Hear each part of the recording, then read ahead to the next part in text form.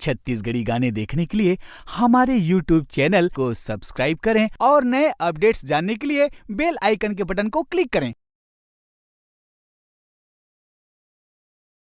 तोरे सुरता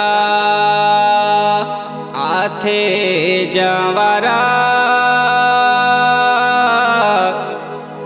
आबे बोले हमर पारा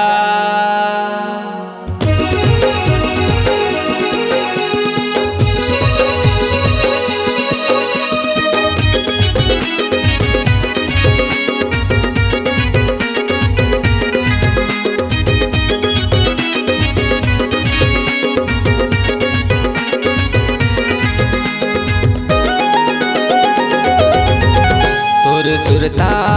थे जवारा आबे बोले हमर पारा तोर सुरता थे जवारा आबे बोले हमर पारा आजा बे गोरी रे ते बोले हमर पारा आजा बे गोरी रे ते बोले हमर पारा आना ओ जगदल्ला चापा ते आना ओ लाला मोर नाम पूछत आना तोर सुरता थे जवारा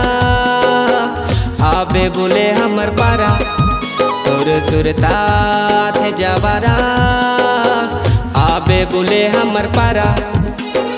आजा बे गोरी रे ते बोले हमर पारा आजा बे गोरी रे ते बोले हमर पारा आना ओ जगदल्ला चापा ते आना ओ लाला मोर नाम पूछत आना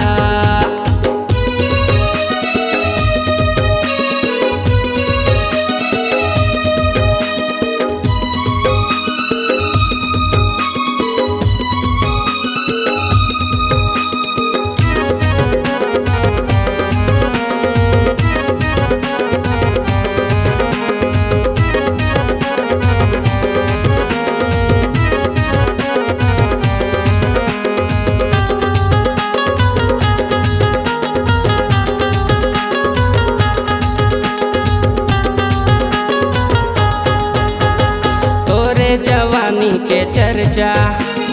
हो गए है पारा मोहल्ला वो दिखतस जमा जमो रानी फेसबुक में हो गए है हल्ला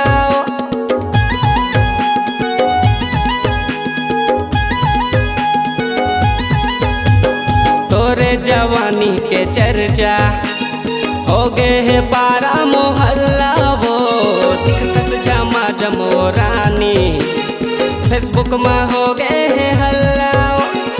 आजा बे गोरी रे ते बोले हमर पारा आजा बे गोरी रे ते बोले हमर पारा आना ओ लाला के माया ढेर सारा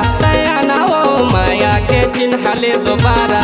आना जी जगदल्ला चापा ते आना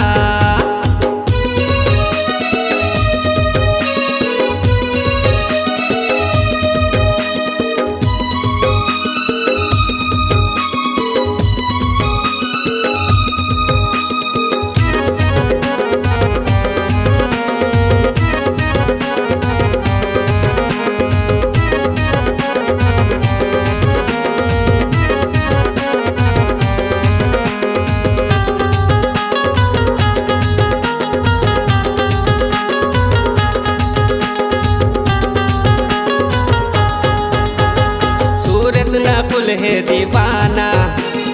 गजब के हवा तोर माया वो बाबा इस्माइल मोहागे देख के तोर रूप काया वो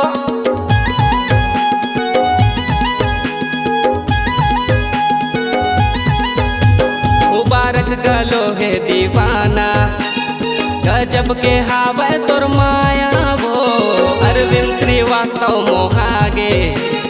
देख के तोर रूप काया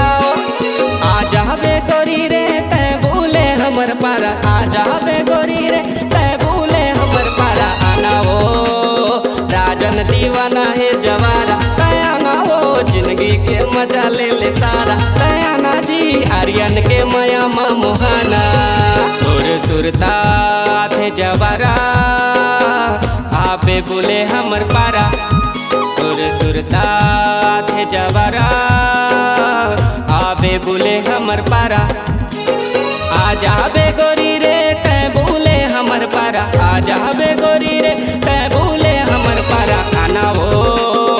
जगदल्ला चापा तै आना वो लाला मोर नाम पूछत आना तै आना जी लाला के माया ढेर सारा तै आना वो माया के चिन्ह ले दोबारा तै आना वो राजन दीवाना है जवारा जिंदगी के मजा ले ले सारा गोकुल रहते हमर पारा जगदल्ला चाप